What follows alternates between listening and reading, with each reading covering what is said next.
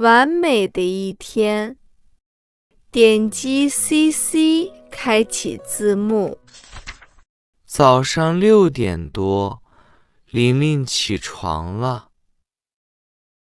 她洗漱、化妆，然后去了最喜欢的咖啡店吃早餐。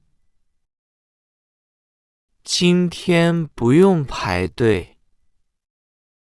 她坐在窗边，吃了一个三明治，喝了一杯咖啡。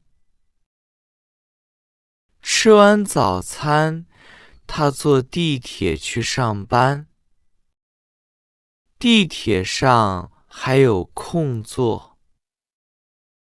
她想，今天运气真不错啊！到了公司，她和同事开早会。经理说，琳琳这次的方案做得很好，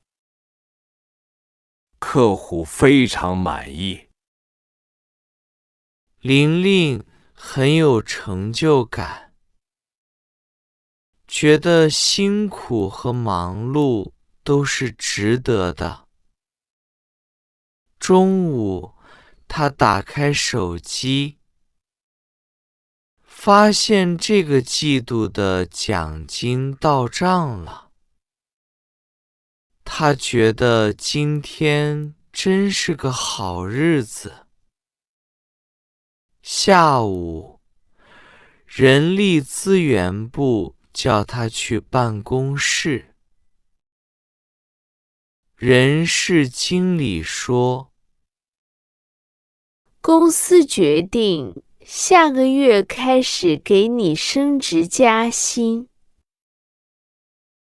恭喜你！听到这个消息，玲玲又惊又喜，连忙说，谢谢，非常感谢公司对我的认可。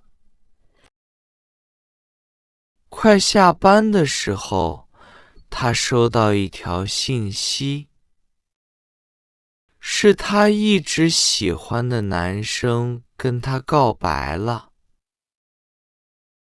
玲玲看了脸都红了，抱着手机傻笑。下班后，她决定去商场逛逛。她看到一条漂亮的连衣裙，刚好在打折。她试了一下，非常合身。她立刻就买了下来。商场今天在搞活动，可以凭购物小票抽奖。玲玲没抱什么希望，毕竟从来没中过奖。没想到，她竟然抽中了特等奖。奖品是一台最新款的苹果手机。玲玲激动地说，不会吧？今天运气也太好了！她正要伸手去接手机，忽然，她被一阵闹钟吵醒。她揉了揉眼睛，才发现自己还在床上。原来是梦啊！我就说嘛，哪有这么完美的一天？